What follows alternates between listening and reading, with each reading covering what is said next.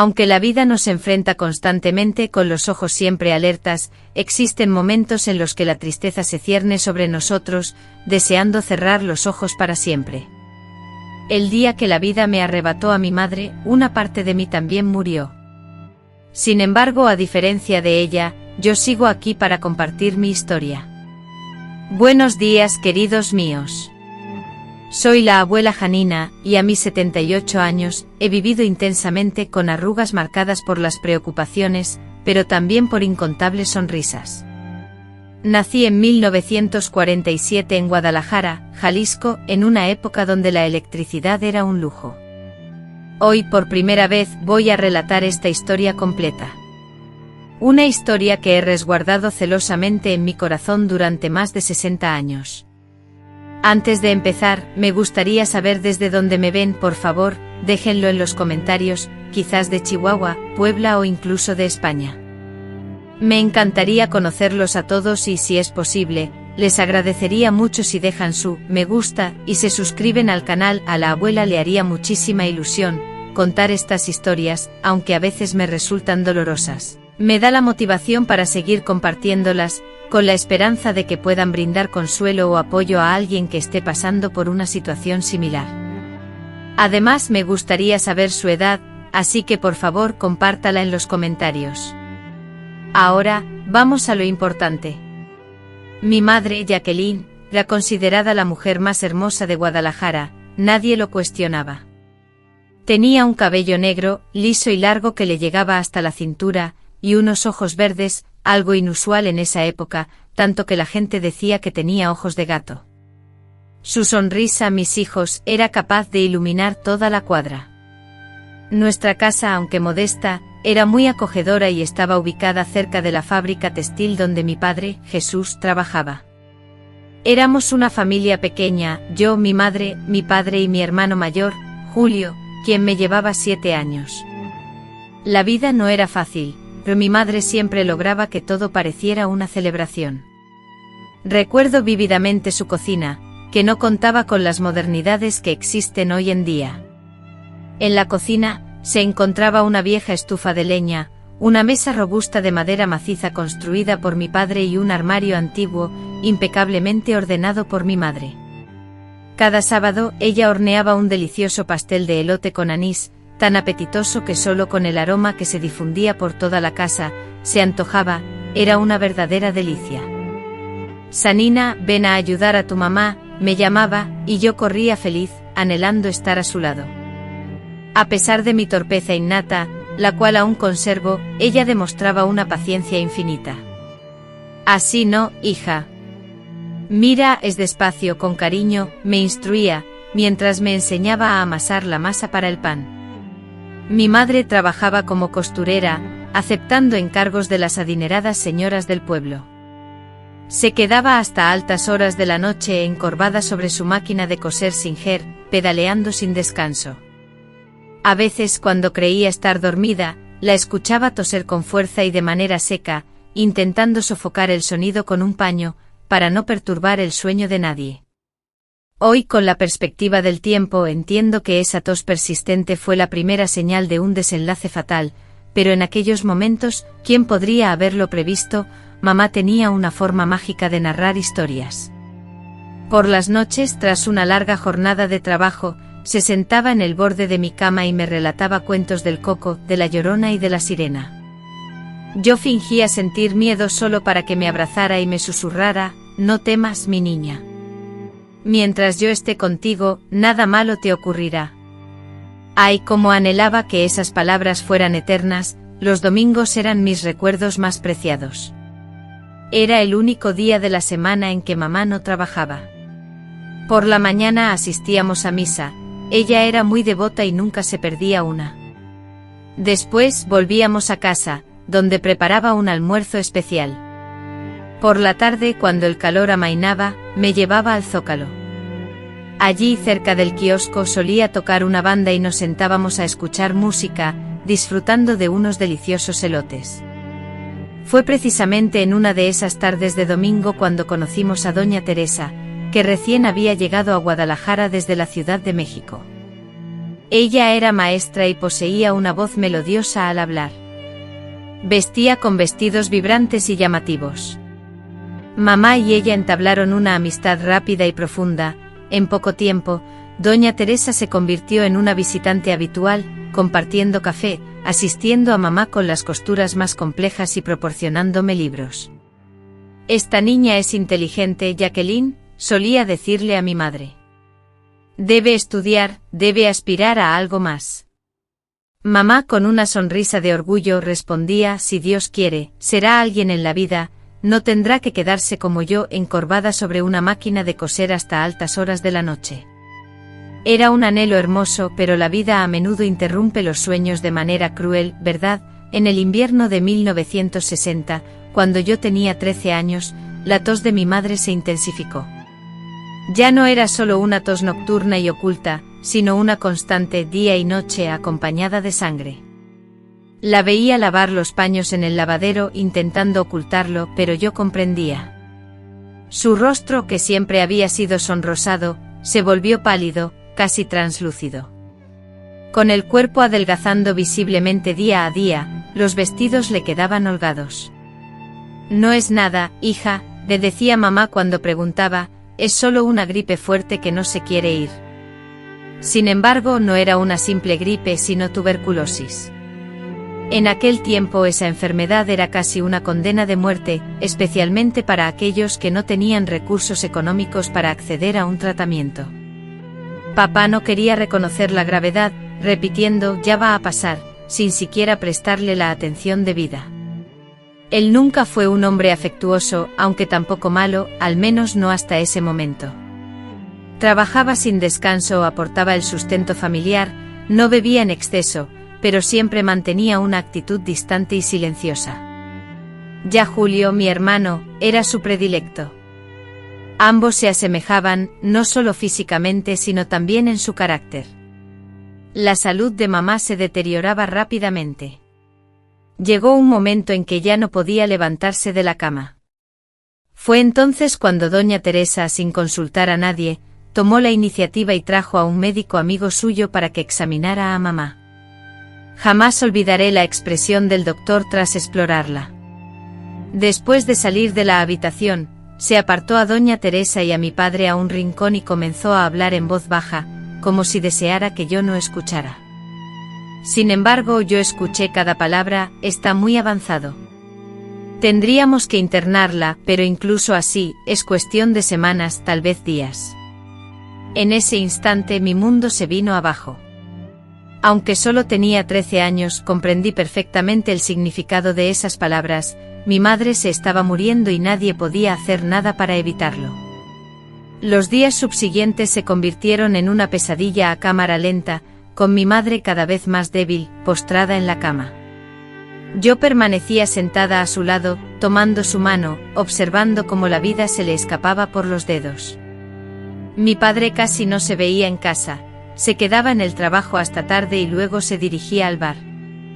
Julio, mi hermano, iba y venía, inquieto y nervioso, como si la enfermedad de mi madre fuera una simple molestia en su vida. Fue doña Teresa quien se encargó de todo. Venía diariamente trayendo medicinas para aliviar el dolor, comida preparada y, sobre todo, cariño y dignidad para mi madre en sus últimos días. Una noche mi madre me llamó para que me acercara a ella. Su voz era apenas un hilo de voz, un susurro débil. Con dificultad me dijo: «Janina, mi hija, mamá se va a tener que ir, pero quiero que sepas algo muy importante. Tú has sido la mayor alegría de mi vida. Nunca olvides eso, mi amor». Intenté responderle, intenté decirle que no se iba a ningún lado, que se iba a poner bien, pero las palabras se atoraron en mi garganta, un nudo me impedía hablar. En el fondo, en lo más profundo de mi ser, sabía que lo que yo quería decir era una mentira. Ella continuó: «A pesar de su enfermedad, cuando ya no esté aquí, busca a Teresa. Ella prometió cuidarte». En ese momento, no entendí completamente el significado de esas palabras. ¿Por qué necesitaría a doña Teresa, a la vecina, si tenía a mi padre y a mi hermano? Pero mi madre, incluso postrada por la enfermedad, incluso en el umbral de la muerte, veía lo que yo, en mi inocencia, no podía ver. A la mañana siguiente, el 17 de julio de 1960, encontré a mi madre completamente inmóvil en la cama. La llamé, la sacudí suavemente, pero no respondió. Se había ido durante la noche sola, en silencio, tal como había vivido la mayor parte de su vida. El grito desgarrador que escapó de mi garganta despertó a todo el vecindario. Mi padre llegó corriendo, todavía con el olor a tequila de la noche anterior impregnado en su ropa. Al presenciar la escena, me desplomé de rodillas junto a la cama, finalmente permitiendo que las emociones me embargaran. Doña Teresa llegó poco después y se encargó de todos los preparativos, el ataúd, el velorio en el salón de nuestra casa, siguiendo la costumbre de la época, y el sencillo entierro en el cementerio municipal. Fue ella quien me contuvo cuando arrojaron tierra sobre el ataúd, en un momento en que sentí la desesperada necesidad de estar también allí abajo junto a ella. Tras el entierro regresamos a casa, un hogar que sin la presencia de mamá se sentía irreconocible, sumido en un silencio opresivo. Doña Teresa quiso quedarse conmigo, pero papá insistió en que los asuntos familiares debían resolverse en familia. Ella me abrazó con fuerza, susurrándome al oído que regresaría al día siguiente y luego se marchó, dejándome sola con mi padre y mi hermano. Fue entonces cuando la pesadilla realmente comenzó. Sin embargo, esa parte de la historia, mis queridos, la reservo para la próxima entrega, pues hay recuerdos que exigen una pausa para respirar antes de ser revividos. Los recuerdos de mi madre son como una colcha hecha con múltiples retazos de tela, cada uno de ellos, con sus vibrantes colores y texturas, evoca un instante específico, una sonrisa que compartimos, o una lección valiosa que me transmitió. A pesar del tiempo transcurrido, la nostalgia aún oprime mi pecho, generando una punzada dolorosa. Sin embargo, siguiendo su ejemplo, porque ella siempre decía que uno debe permitirse llorar todo lo necesario, para después secar las lágrimas y continuar adelante. Y así lo hice, mis queridos, seguí adelante incluso cuando parecía imposible. A mi parecer, algunas heridas nunca sanan completamente, sino que permanecen latentes, adormecidas por el tiempo. Esta parte de mi historia representa la herida más profunda que llevo dentro, pero prometí compartir todo, ¿verdad? Por lo tanto, empecemos. Aquella noche posterior al entierro de mi madre, la casa se sentía como una tumba, fría y silenciosa, como si su alma hubiese sido arrebatada junto con su partida. Yo, en mi habitación, yacía sobre la cama, con los ojos hinchados de tanto llorar. Era incapaz de conciliar el sueño, de ingerir alimento e incluso, de respirar con normalidad debido al inmenso dolor que me embargaba. Alrededor de las 9 de la noche, escuché pasos que se acercaban por el pasillo. La puerta de mi habitación se abrió y vi a mi padre parado en el umbral. Por un instante pensé que tal vez venía a consolarme, algo que jamás había hecho antes. Me pregunté si la muerte de mamá habría desencadenado en él algún sentimiento paternal reprimido. Pero bastó con una mirada a su rostro para saber que algo grave ocurría. Sus ojos estaban enrojecidos no por lágrimas, sino por el alcohol. El fuerte olor a tequila llenó la habitación, incluso sin que se acercara más. En sus manos sostenía una botella a medio consumir. «Fue por tu culpa», dijo con voz arrastrada, llena de un odio que nunca antes había presenciado. «Por tu culpa se enfermó». Quedé inmóvil en la cama, sin comprender lo que estaba sucediendo. «¿Qué hice, papá?», pregunté con voz temblorosa. «Naciste», gritó entrando a la habitación y cerrando la puerta tras de sí. «Si no fuera por ti, ella no habría tenido que trabajar tanto. Tú y tus constantes peticiones, siempre deseando ropa flamante, cuadernos relucientes, comida distinta. Aquello me resultaba completamente absurdo. Yo, en cambio, jamás fui una niña exigente. Al contrario, siempre comprendí nuestra precaria situación. Aceptaba con gratitud lo poco que poseíamos, pero argumentar era inútil. En su mente embotada por el alcohol y un luto distorsionado, yo era la culpable. «Papá», ni siquiera pude concluir la frase. Sentí el impacto de su mano en mi mejilla con tal fuerza que caí al suelo, rodando desde la cama. Jamás en mis 13 años de vida, mi padre había levantado la mano sobre mí. Mamá nunca lo habría consentido, pero mamá ya no estaba para protegerme. Intenté incorporarme, pero él me empujó de vuelta al suelo. Entonces vislumbré algo en sus ojos que me heló la sangre. No era solo ira, sino algo más, algo que en ese momento no supe identificar, pero que hoy, al evocar el recuerdo, reconozco como deseo, un deseo enfermizo fusionado con el odio y el dolor del luto. Ahora lo vas a pagar, profirió mientras comenzaba a desabrocharse el cinturón. Cerré mis ojos, anticipando un golpe que sabía que dolería, pero que podría soportar. Sin embargo, lo que sucedió fue mucho peor, algo que aún hoy, después de tantos años, me cuesta relatar. Les pido perdón si mi voz se quiebra, porque revivirlo es difícil. Sentí su peso sobre mí aprisionándome y sus manos ásperas desgarraron mi ropa, explorando mi cuerpo de una manera que nunca antes nadie lo había hecho. Grité, pero él tapó mi boca ahogando mis gritos. Cállate, me ordenó, nadie te va a oír. Intenté defenderme luchando con todas mis fuerzas, pero ¿qué podía hacer una niña de 13 años contra un hombre adulto? Cerré los ojos, deseando estar en cualquier otro lugar, con mi madre, lejos de esa habitación y de ese instante horrible. Cuando creí que la pesadilla había terminado, la puerta se abrió de nuevo, y por un instante, la esperanza renació en mí pensando que tal vez algún vecino había escuchado mis gritos. Quizás era doña Teresa preocupada y volviendo para asegurarse de que estaba bien, pero en realidad era Julio, mi hermano mayor, a quien siempre había considerado mi protector, aunque siempre distante.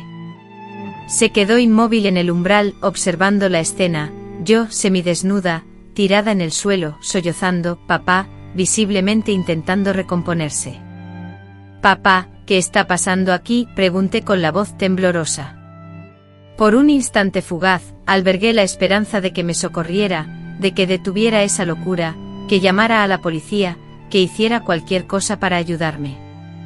Papá dirigió una mirada a Julio, luego me clavó sus ojos y pronunció algo que jamás podré borrar de mi memoria: ella mató a tu mamá, Julio. Esta peste mató a tu mamá. La expresión de mi hermano se transformó radicalmente. La confusión inicial dio paso a una furia que resonaba con la de papá. Me miró no como a su hermana pequeña, sino como a un demonio culpable de haber arrebatado a la persona que más amaba en el mundo. Es verdad, sentenció con una voz llena de odio. Si no fuera por ti, ella aún estaría aquí. Lo que ocurrió después es como una película de terror que se reproduce a cámara lenta en mi mente. Padre e hijo unidos no por lazos de afecto sino por un odio compartido hacia mí, y atormentados por el dolor de una pérdida que no supieron manejar, decidieron descargar su frustración en el blanco más fácil, en la persona más vulnerable que tenían a su alcance, yo.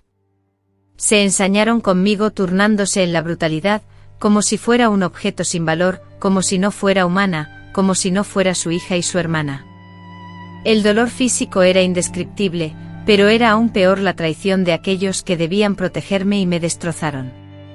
En algún momento mi mente, incapaz de asimilar tanta crueldad, me obligó a perder la conciencia, quizá como un mecanismo de defensa. Cuando la recuperé estaba sola en la habitación. La luz del sol que entraba por la ventana me indicó que ya era de día. Todo mi cuerpo era un cúmulo de dolor, la sangre manchaba las sábanas, mi ropa desgarrada y mis muslos. Intenté levantarme, pero la agonía me lo impedía. Cada movimiento era un suplicio.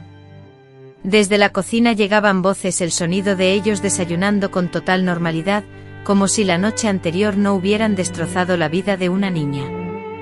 Lentamente me arrastré hasta el baño, cada movimiento un esfuerzo titánico. Con dificultad, me aseé con agua helada, sintiendo cada gota como un látigo sobre mi piel. Después luché por ponerme un vestido limpio, pero mis manos, presas de un temblor incontrolable, apenas me permitieron abrochar los botones. Exhausta, regresé a la habitación y me desplomé en la cama. La desesperación me invadió, no sabía qué hacer, ni a dónde ir, ni a quién buscar consuelo. En ese estado de profunda tristeza y desorientación, transcurrieron 2 días interminables, acostada inmóvil, oscilando entre la lucidez y la inconsciencia, entre silenciosas lágrimas que me quemaban el rostro y un vacío abismal que parecía no tener fin. No probé bocado, apenas bebí agua. Solo me quedaba mirando fijamente al techo, anhelando la muerte, deseando desesperadamente que ese dolor insoportable, que me desgarraba el alma, cesara de alguna manera. Ellos, mis familiares, se marchaban por la mañana, dejándome sola, y solo regresaban al caer la noche. Me dejaban abandonada, como si fuera un objeto roto y sin valor, que no merecía ser reparado. A veces podía oír a mi padre pasar por el pasillo, detenerse frente a la puerta de mi habitación y luego seguir su camino. El miedo me paralizaba, solo la idea de que pudiera entrar nuevamente me hacía temblar. Fue en el 3er día, después del entierro de mi madre, cuando escuché un golpe en la puerta principal. Era la mañana. Mi padre y Julio ya habían salido hacia sus respectivos trabajos. No respondí al teléfono, careciendo de la energía y el ánimo necesarios. Los toques en la puerta se hicieron más persistentes y ruidosos, seguidos del sonido de una llave girando en la cerradura. Alguien estaba entrando a la casa. Me acurruqué bajo las sábanas, aterrorizada, pensando que tal vez mi padre o Julio habían regresado inesperadamente. «Janina, ¿estás ahí, niña?», escuché una voz femenina. Era la voz de doña Teresa. Mi corazón se aceleró con fuerza.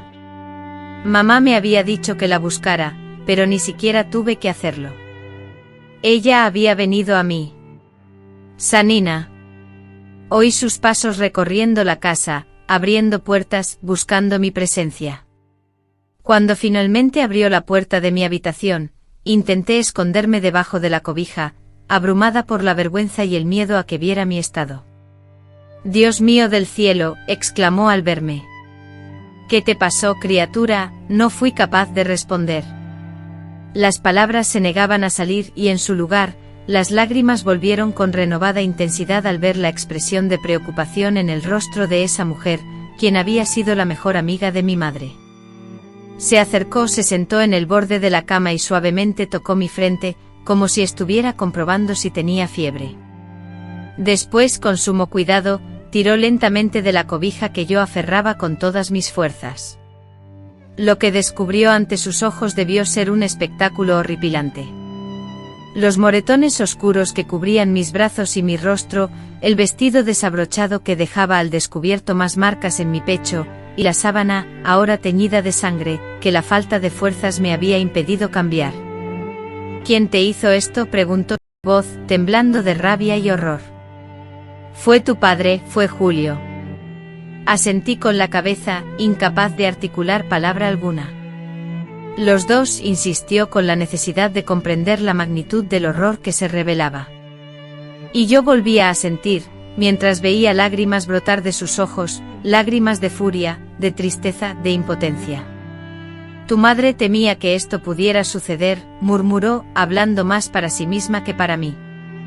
«Por eso me pidió que te protegiera, por eso me dio una copia de la llave. Ella los conocía mejor que nadie». Fue entonces cuando una repentina y dolorosa claridad me golpeó. Mamá sabía. De alguna manera, ella había sido consciente de lo que mi padre y Julio eran capaces de hacer.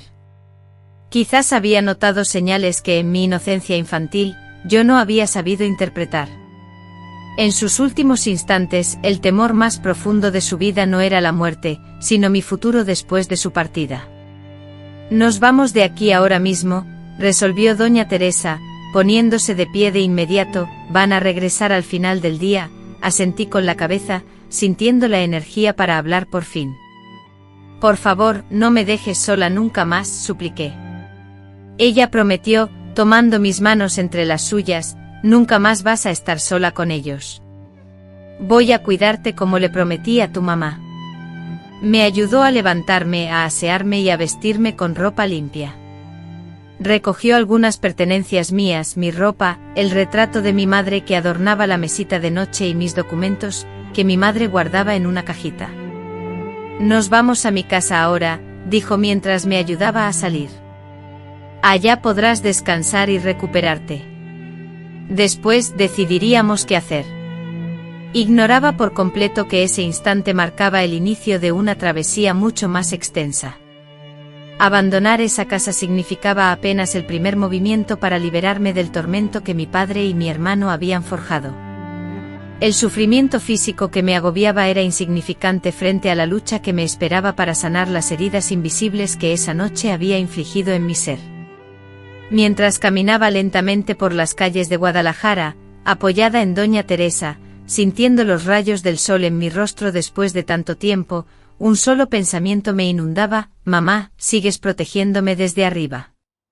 La casa de Doña Teresa, ubicada en un barrio más distante en la otra punta de la ciudad, era modesta, pintada de amarillo, con una cerca de madera y un jardín pequeño pero impecable, muy distinta a mi hogar, que siempre fue sombrío y lúgubre, especialmente tras la enfermedad de mi madre.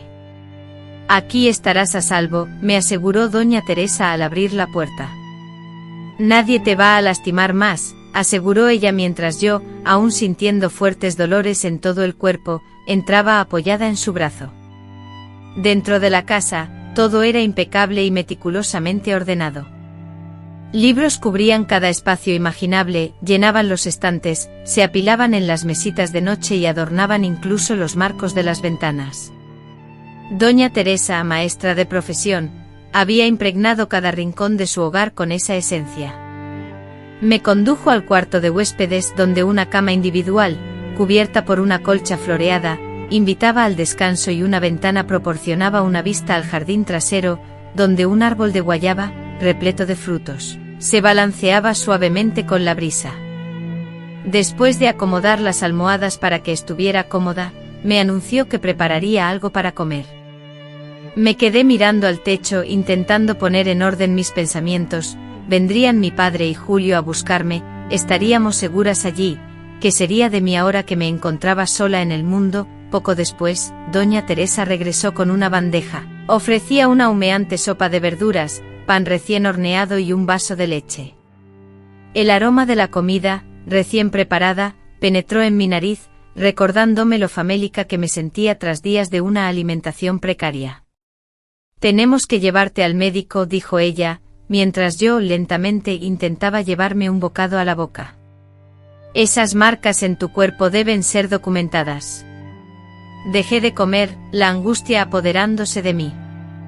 «No quiero que nadie sepa», susurré, la vergüenza quemándome por dentro. Ella tomó mi mano con ternura y me consoló: «Janina, lo que te ocurrió no fue tu culpa. La vergüenza no es tuya, sino de ellos. Pero si queremos que rindan cuentas por lo que te hicieron, necesitamos reunir pruebas». Rendir cuentas, ni siquiera había considerado esa posibilidad. En mi mente la única opción viable era huir, esconderme de todos. La idea de enfrentarme a mi padre y a mi hermano, de confesar a otros lo que me habían hecho, me aterraba más que cualquier cosa. «Tengo miedo», confesé, las lágrimas volviendo a inundar mis ojos. «¿Y si nadie me cree? ¿Y si vienen a por nosotras?». Doña Teresa respiró hondo. Vi el miedo reflejado en sus ojos, pero aún así se esforzaba por mantenerse firme por mí. «Vamos a hacer así», propuso con voz decidida. «Primero te llevaré al consultorio del doctor Eugenio, un amigo mío médico, a quien considero discreto y en quien confío plenamente. Él te examinará cuidadosamente, anotará todo lo que vea y registrará las lesiones. Luego, dependiendo de lo que él determine, decidiremos qué hacer a continuación». Asentí sin fuerzas para discutir.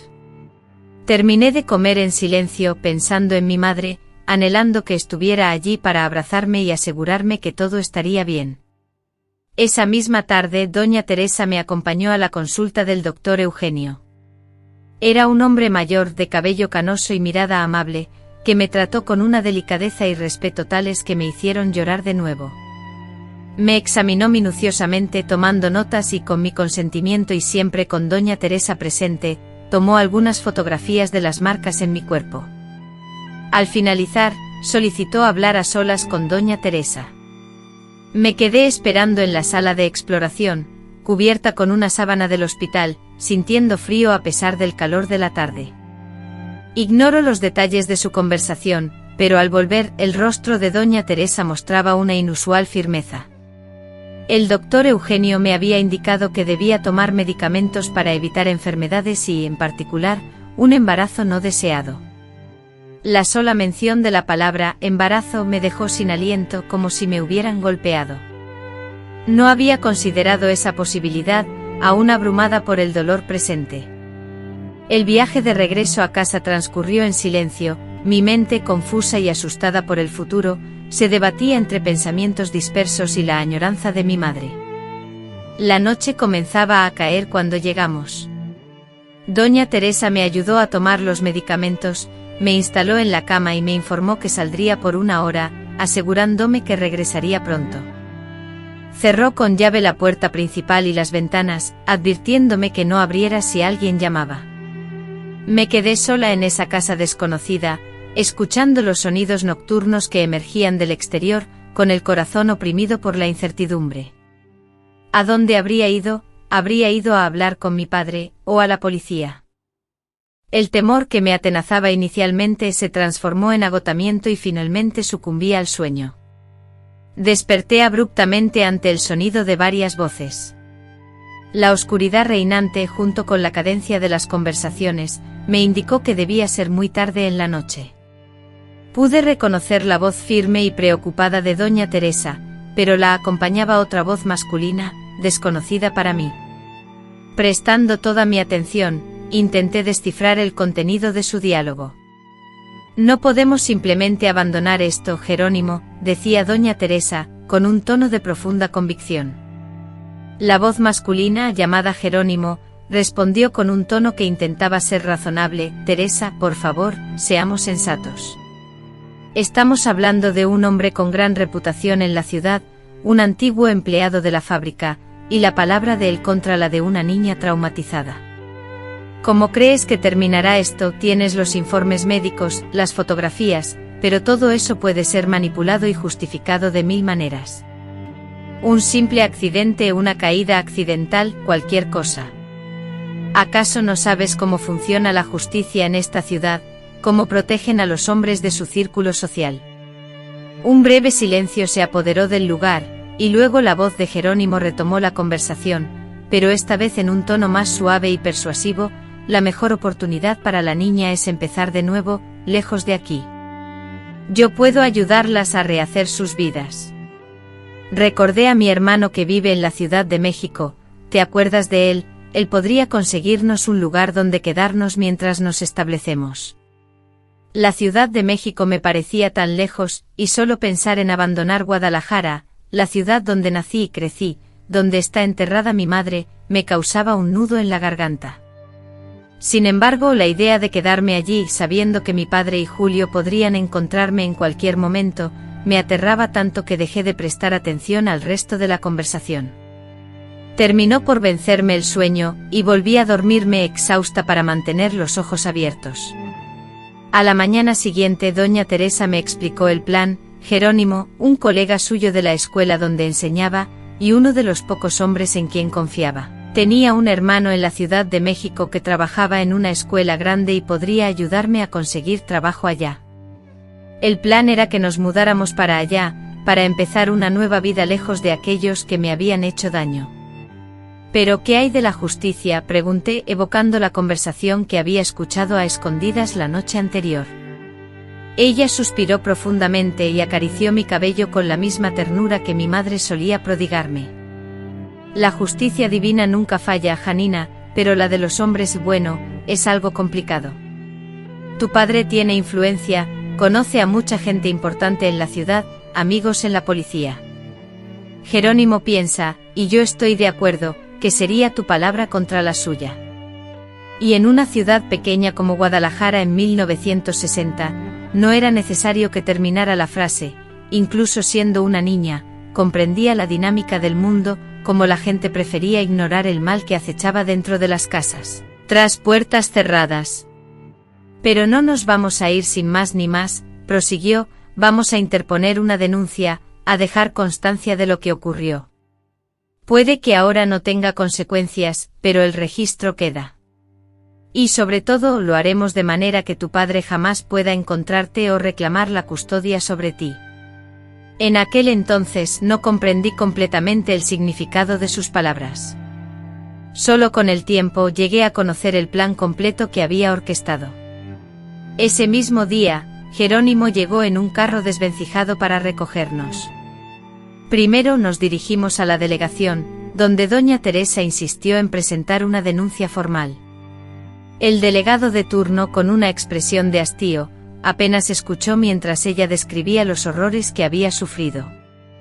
Anotó algo en un cuaderno, nos solicitó que firmáramos un documento y prometió investigar. Al salir de allí me sentí nuevamente sucia y humillada.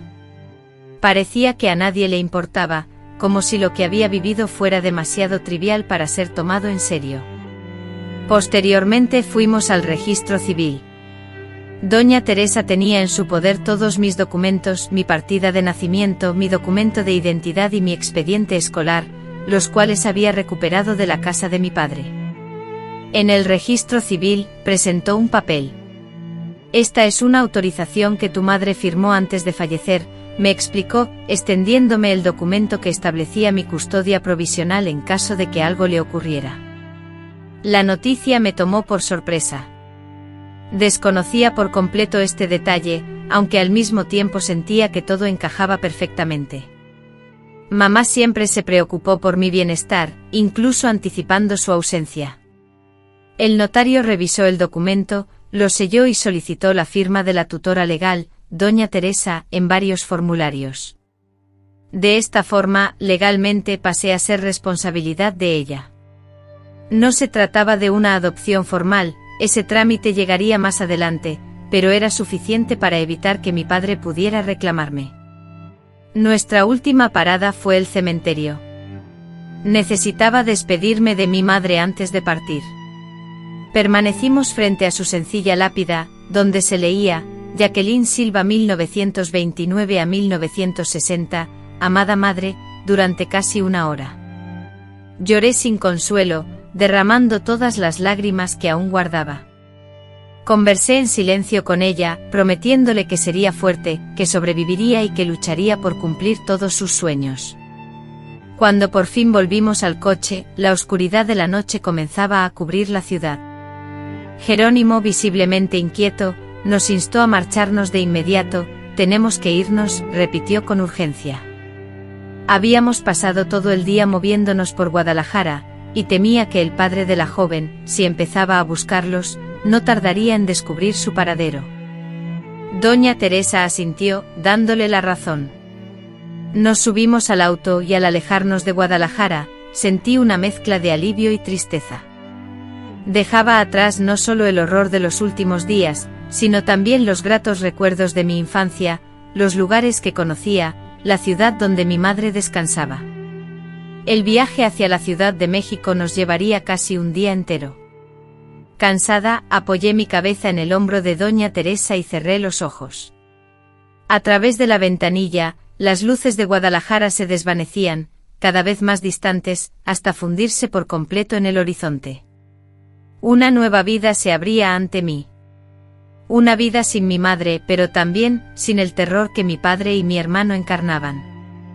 La vida se presentaba incierta, llena de dudas y miedos, pero también de oportunidades y nuevos caminos. Todo va a estar bien, susurró doña Teresa, como si pudiera leer mis pensamientos y calmar mis temores. Ahora estamos juntas, me aseguró. Con esa promesa reconfortante me dejé vencer por el sueño mientras el autobús nos alejaba de todo lo que conocía, transportándonos hacia un futuro incierto que aún no lograba vislumbrar. La Ciudad de México, inmensa y desconocida, se reveló ante mis ojos tras el interminable viaje. Era una metrópolis grande, bulliciosa, atestada de altos edificios y una multitud de personas apresuradas que parecían ignorar nuestra presencia. Era tan diferente de la Guadalajara tranquila que había dejado atrás, donde todos se conocían y se saludaban por su nombre. El hermano de Jerónimo, Augusto, se llamaba. Era profesor de matemáticas en una escuela privada y vivía en un departamento pequeño, pero acogedor, en la colonia Roma. Nos recibió con los brazos abiertos, demostrando una generosidad incondicional, a pesar de no conocerme ni saber completamente lo que nos había sucedido. Su bondad me recordó que, a pesar de mis dudas, aún existían hombres buenos en el mundo. Pueden quedarse aquí hasta que encuentren un lugar donde vivir, dijo mientras nos mostraba la habitación de huéspedes, que sería nuestro hogar temporal. Ya hablé con el director de la escuela donde trabajo y hay una vacante para maestra de español el próximo semestre. Teresa, si te interesa, el puesto es tuyo. Doña Teresa, con un evidente alivio en su rostro al vislumbrar una oportunidad laboral, agradeció la oferta. Aunque tenía algunos ahorros, sabía que no serían suficientes para mantenernos por mucho tiempo. Los primeros días en la Ciudad de México fueron una mezcla confusa de emociones. Me sentía fuera de lugar, perdida, como si no encajara en ningún sitio. Casi todas las noches tenía pesadillas, despertaba gritando y empapada en sudor, reviviendo el horror de la noche posterior al entierro de mi madre. Doña Teresa siempre acudía corriendo, me abrazaba y se quedaba despierta conmigo hasta que lograba conciliar el sueño de nuevo. Después de 2 semanas en la casa de Augusto, finalmente encontramos un departamento para rentar.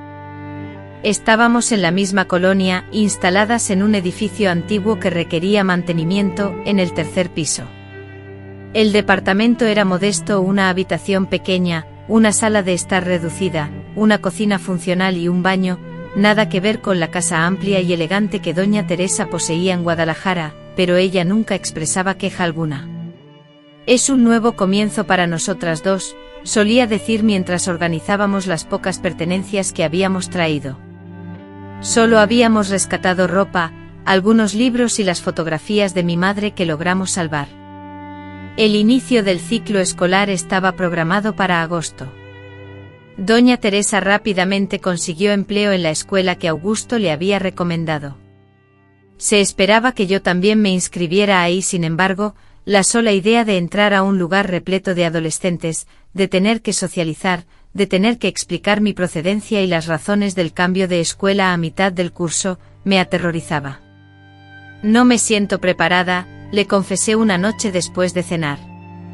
Me era imposible imaginarme en un aula, bajo la mirada inquisitiva de todos. Ella comprendía, siempre entendía. Vamos a hacer las cosas de manera diferente, respondió con calma. Este semestre te impartiré clases en casa. El año que viene, cuando te sientas recuperado, volverás a la escuela regular. ¿Te parece bien? Así fue como pasé los meses siguientes estudiando en casa con doña Teresa, quien me enseñaba todas las materias después de que terminaba su jornada laboral. Era una maestra excepcional, paciente y entregada. Lograba hacer interesantes hasta los temas más tediosos. Gradualmente comencé a interesarme genuinamente en los estudios, no solo por obligación.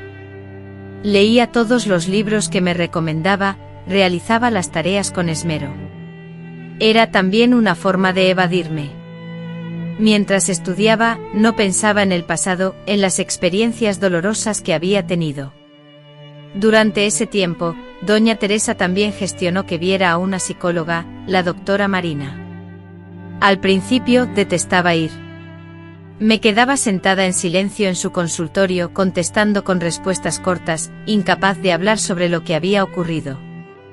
No tienes que contarlo todo de golpe, me dijo la doctora Marina en una de las primeras sesiones. La terapeuta, la doctora Marina, me propuso comenzar con temas más sencillos. Cuéntame sobre tu madre, me pidió. Y así, sesión tras sesión, fui rompiendo el hielo. Comencé a compartir recuerdos felices de mi infancia, a relatar cómo me estaba adaptando a la vida en la Ciudad de México. Hasta que un día, casi 6 meses después de iniciar la terapia, reuní el valor para hablar de aquella noche. Las palabras fluyeron como una avalancha, salpicadas de lágrimas y sollozos. Al terminar me sentí exhausta pero también liberada, como si me hubiera despojado de una carga pesada. Eres muy valiente, Janina, me dijo la doctora Marina aquel día. Sobrevivir a lo que has vivido ya requiere una fuerza enorme, pero lograr hablar de ello, afrontar ese dolor de frente, eso es verdadero coraje. Yo no me sentía valiente, me sentía fragmentada, herida, como si me hubieran arrebatado algo esencial. Sin embargo, sus palabras sembraron una semilla que con el tiempo, germinaría y daría sus frutos. El tiempo transcurrió y, en enero de 1961 cumplí 14 años. Doña Teresa preparó un pastelito, compró un regalo especial, un libro de poesía que aún conservo, y juntas, solo nosotras dos, cantamos las mañanitas en nuestra pequeña sala. Fue una celebración humilde pero llena de afecto, la primera de muchas que compartiríamos a lo largo de los años. Un año después me sentí preparada para volver a estudiar, ingresando a segundo de secundaria en la misma escuela donde Doña Teresa enseñaba. Al principio fue complicado, era la alumna nueva, la distinta, la que tenía a su madre adoptiva como maestra. Sin embargo, gradualmente fui forjando amistades, acostumbrándome al ritmo escolar y encontrando mi sitio. Una compañera llamada Clarice se convirtió en una amiga muy cercana. Ella también había sufrido la pérdida de su madre, aunque en circunstancias distintas.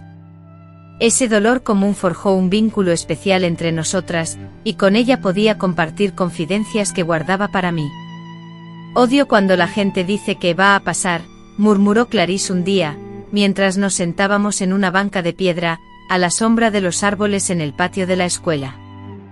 La nostalgia no se va, solo aprendes a vivir con ella.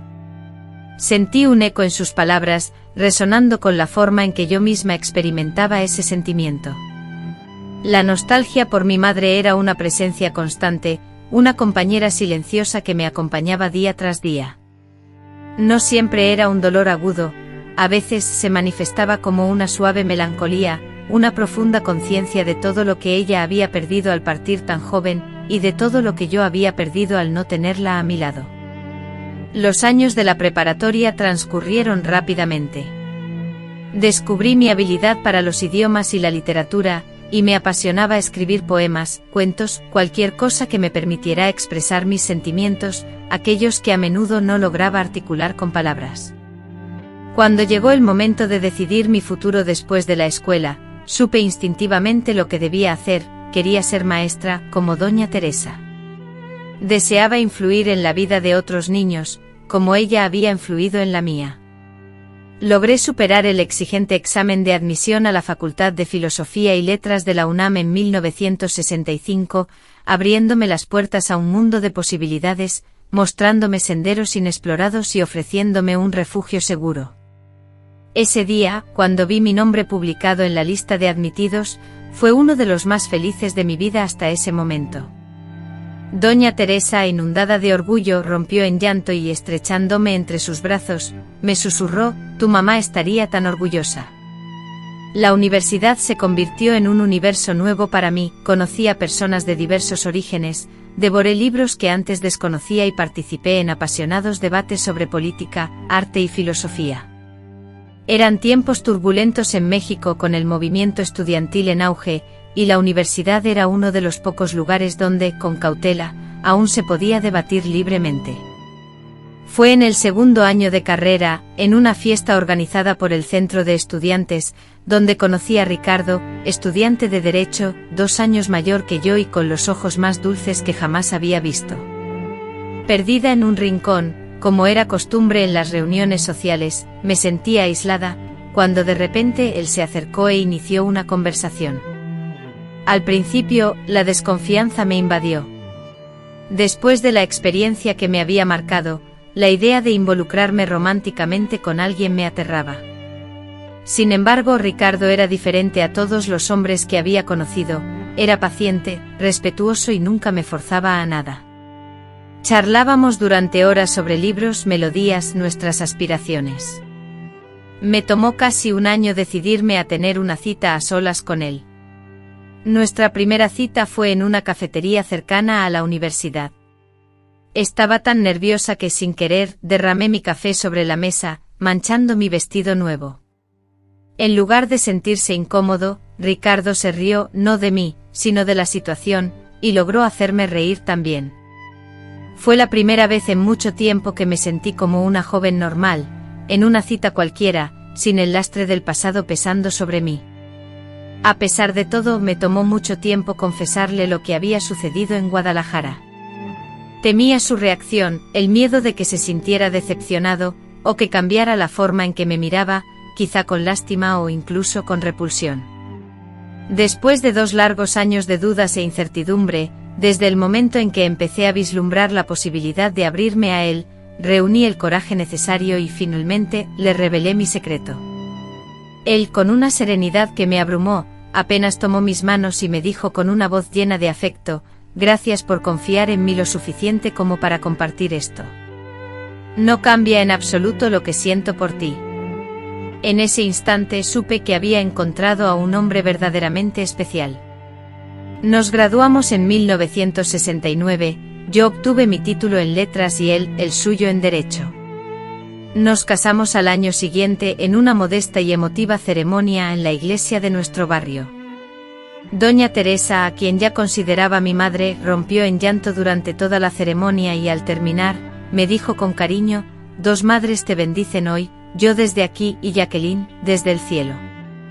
Ricardo encontró trabajo en un bufete especializado en derechos humanos, una labor arriesgada y valiente en aquellos tiempos turbulentos, pero que se ajustaba a su profunda compasión y convicción. Yo, por mi parte, logré mi sueño de convertirme en maestra de escuela pública, una aspiración que había alimentado desde la adolescencia. Nuestro primer hijo, Eduardo, llegó al mundo en 1972. Al tomarlo en mis brazos por primera vez, me inundó un amor tan inmenso que sentí que mi pecho iba a estallar. Sin embargo, junto a esa felicidad, experimenté una profunda aprensión. Me preguntaba cómo sería ser madre sin haber tenido la guía de mi propia madre durante tantos años. ¿Sería capaz de protegerlo, criarlo correctamente y brindarle todo el cariño que merecía? Ricardo, percibiendo mi incertidumbre, me reconfortó: «Tienes el mejor ejemplo posible. Tuviste 2 madres maravillosas que te mostraron lo que es el amor incondicional. Además, eres la persona más fuerte que conozco. Nuestro hijo es afortunado de tenerte».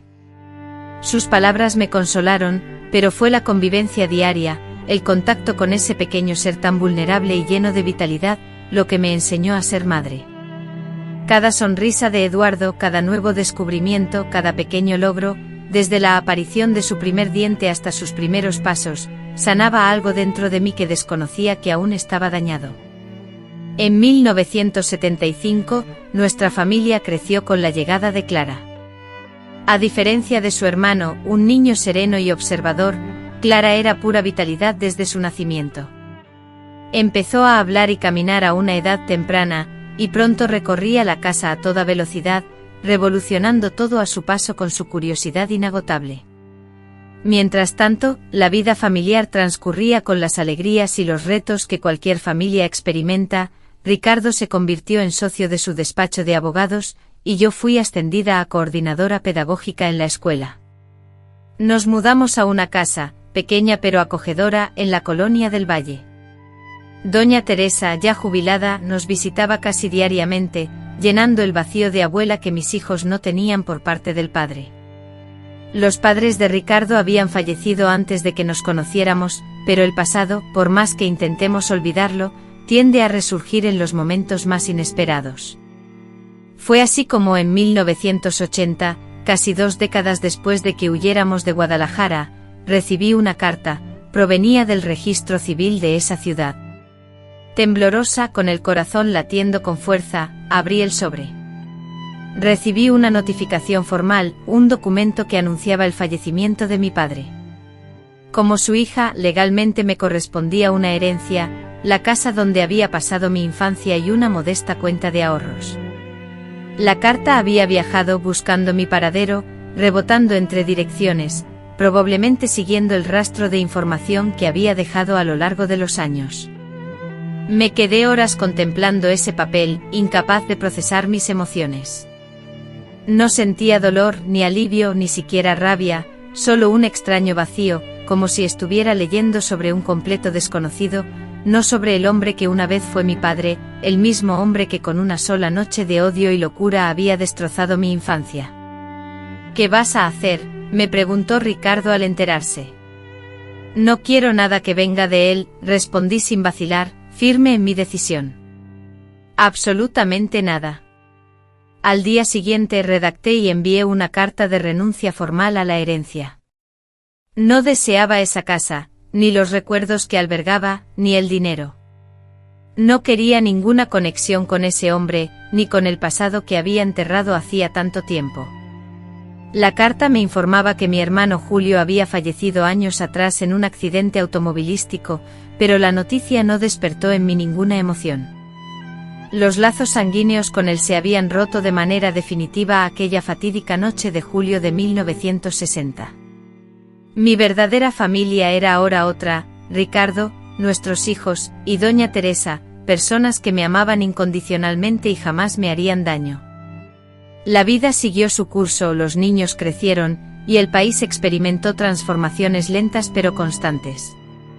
En 1990, doña Teresa sufrió un derrame cerebral, y yo la cuidé con el mismo amor, paciencia y dedicación que ella me había brindado a lo largo de los años.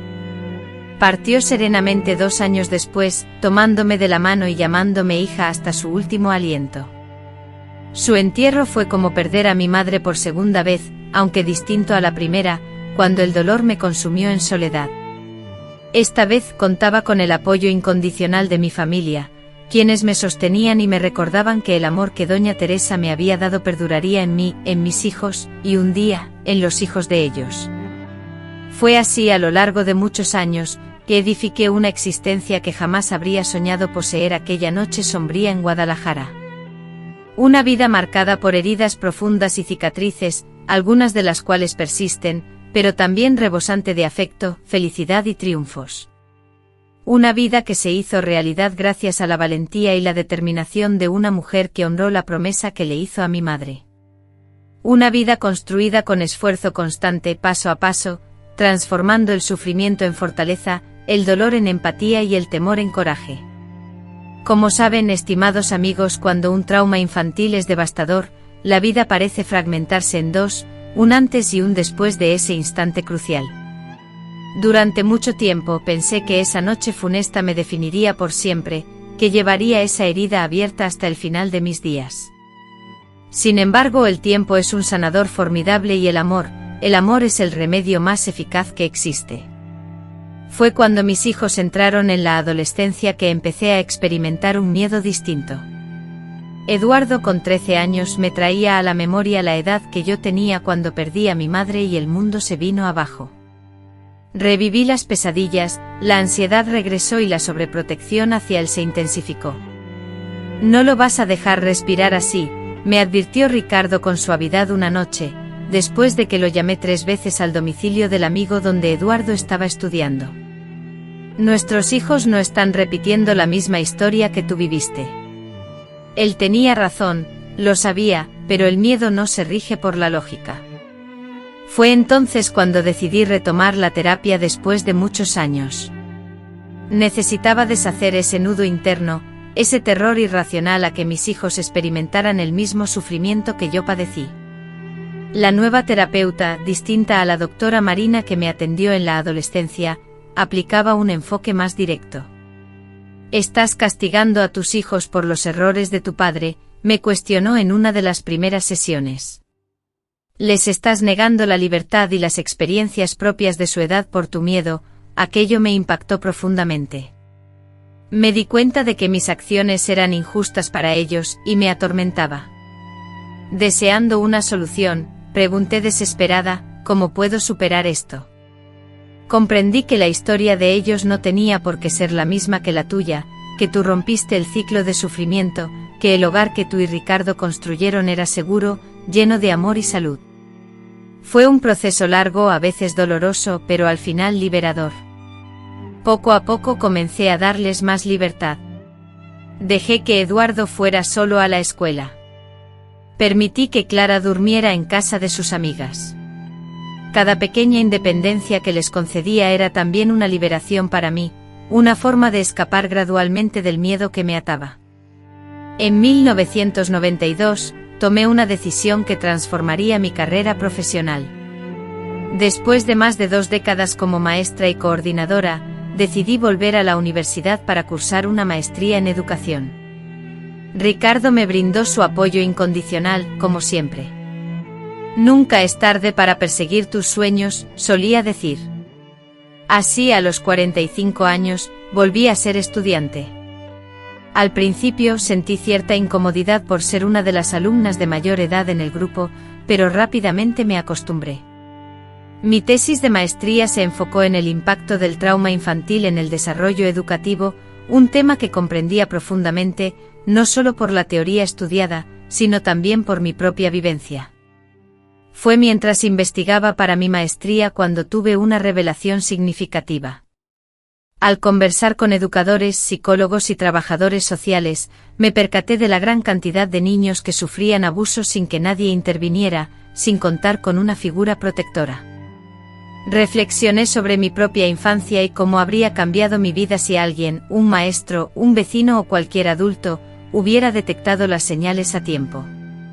Tras finalizar mi maestría en 1994, decidí no continuar mis estudios.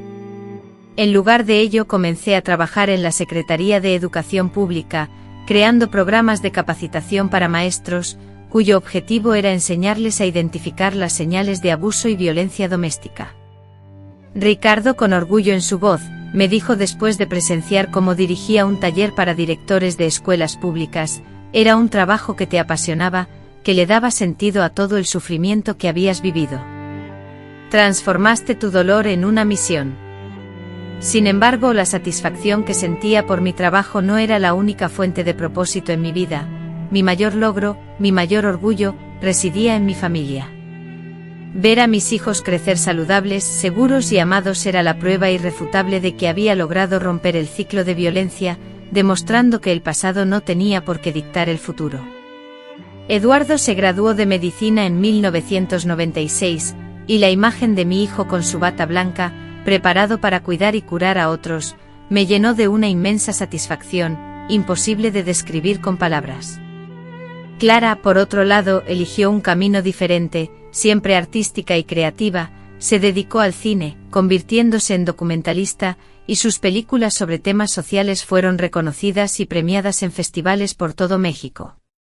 En 1998 Eduardo nos dio a nuestro primer nieto, Miguel, llenando nuestras vidas de aún más alegría. La primera vez que lo sostuve en mis brazos, sentí que algo se completaba, como si la vida, a pesar de todo lo vivido, hubiera valido la pena. Abuela, cuenta la historia, me pedía mi nieta cuando aprendió a hablar, y yo le narraba cuentos inventados, historias de hadas, leyendas mexicanas, las mismas que mi madre, Jacqueline, me contaba, y que doña Teresa continuó transmitiendo, y que ahora yo a su vez compartía, manteniendo viva esa cadena de amor que unía a varias generaciones. Clara me dio 2 nietos más, los gemelos Luis y Teresa, nacidos en 2003. Sí, una de ellas llevaría el nombre de esa mujer excepcional que me salvó la vida. Cuando Clara me anunció su embarazo de gemelos y que una se llamaría Teresa, las lágrimas brotaron de mis ojos como no lo habían hecho en mucho tiempo. Se merece este homenaje, me explicó Clara. Sin ella, tú no estarías aquí. Y era la verdad. Sin la valentía y la firmeza de doña Teresa, seguramente no habría sobrevivido aquellos días oscuros. No habría conocido a Ricardo, ni habría tenido a mis hijos. Si no fuera por lo que viví, hoy no estaría aquí frente a ustedes compartiendo esta historia. En el año 2005 a Ricardo le diagnosticaron cáncer de páncreas. Fue como si el mundo se me viniera encima, como si el suelo se abriera bajo mis pies. Él, quien siempre había sido mi ancla, mi refugio, mi mayor fortaleza, ahora dependía de mí para mantener la entereza. La lucha fue larga y ardua, casi 2 años de tratamientos implacables, quimioterapia, radioterapia y varias cirugías. Nos enfrentamos a la enfermedad con todas las herramientas disponibles, sin darnos por vencidos. Nos turnábamos en el hospital, mi hijo Eduardo, mi hija Clara, incluso mis nietos mayores se unían a la guardia. No lo dejamos solo ni un instante. Tú no te rendiste después de todo lo que pasaste, me dijo una noche en el hospital, en uno de sus pocos momentos de alivio. Me enseñaste que siempre se puede empezar de nuevo. Ahora trato de recordar esa lección, por más difícil que sea.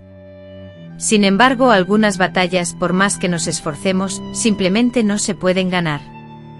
Ricardo nos dejó una mañana de junio de 2007 en casa, como había pedido, con mi mano en la suya y rodeado de sus hijos. Su última palabra fue mi nombre. El duelo por Ricardo, a diferencia de las otras pérdidas que había experimentado a lo largo de mi vida, era singular. No sentía el horror paralizante que me invadió tras la muerte de mi madre, ni la intrincada mezcla de emociones que sentí al enterarme del fallecimiento de mi padre, y tampoco la profunda pero serena tristeza que me embargó cuando doña Teresa, una figura maternal para mí, partió de este mundo. Este duelo era distinto, se sentía como un dolor puro y limpio, originado en un amor que había perdurado por casi 4 décadas, un amor que me había sanado, transformado y permitido ser la persona que estaba destinada a ser, si los traumas de mi infancia no hubieran interferido. En los meses posteriores a su partida, hallé consuelo en el amor y compañía de mis hijos, en la alegría de mis nietos y en la continuidad de mi trabajo. Lentamente aprendí a vivir sin Ricardo, a llevar su recuerdo en mi corazón sin que su ausencia física fuera una fuente constante de dolor. En el año 2010, a la edad de 63 años, me jubilé formalmente, aunque la actividad laboral no cesó. Comencé a impartir charlas y conferencias en escuelas, universidades y centros comunitarios, compartiendo mis conocimientos y experiencias sobre temas como la educación, la detección de señales de abuso y la crucial importancia de la presencia de adultos atentos en la vida de niños vulnerables. Aunque no compartía directamente mi historia personal, aún no me sentía preparada para revelarla, la influencia de mis experiencias se manifestaba en todo lo que decía. Ese año, durante una comida familiar un domingo, Clara me tomó por sorpresa al anunciarme su intención: «Mamá, quiero hacer un documental sobre doña Teresa». El proyecto se enfocaría en mujeres como ella, heroínas anónimas que salvan vidas discretamente, sin buscar reconocimiento. La idea me conmovió profundamente. Doña Teresa merecía ser honrada, su valentía y bondad debían ser compartidas con el mundo. El documental, titulado Ángeles Invisibles, se estrenó en 2012 y recibió numerosos premios. La película relataba la historia de 5 mujeres que, al igual que doña Teresa, habían arriesgado sus vidas para proteger a niños vulnerables. Mi propia historia se hallaba implícita en el documental, contada con respeto y sensibilidad por Clara. Fue la primera vez que personas ajenas a mi familia más cercana conocieron los sucesos que me marcaron en Guadalajara años atrás. Después del estreno, ocurrió algo inesperado. Comencé a recibir una gran cantidad de cartas, correos electrónicos y mensajes de personas que habían visto el documental y se sentían identificadas con mi historia. Tanto mujeres como hombres, que habían vivido experiencias similares, que llevaban cicatrices emocionales parecidas y que anhelaban compartir sus propias historias, sus procesos de sanación. Al principio, esta avalancha de comunicación me sobrecogió por completo. No estaba preparada para la intensidad emocional, para el peso de tantas historias dolorosas, pero gradualmente comprendí que aquello era también un regalo, una oportunidad para convertir mi experiencia en algo que pudiera ayudar a otros, de una manera más directa y personal, complementando el trabajo que ya realizaba.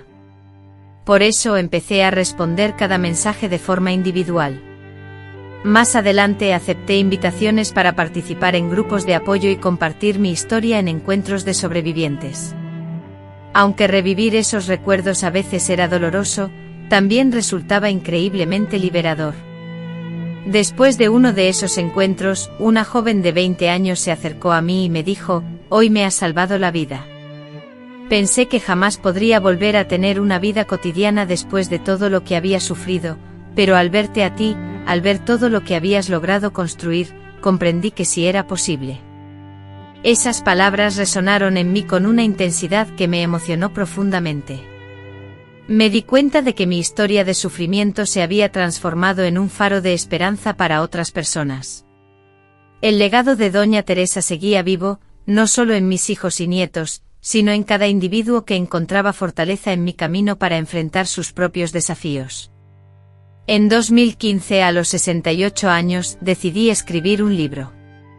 No se trataba de una autobiografía completa, sino de un relato honesto y conmovedor sobre mi experiencia como sobreviviente y el trabajo que había realizado durante décadas.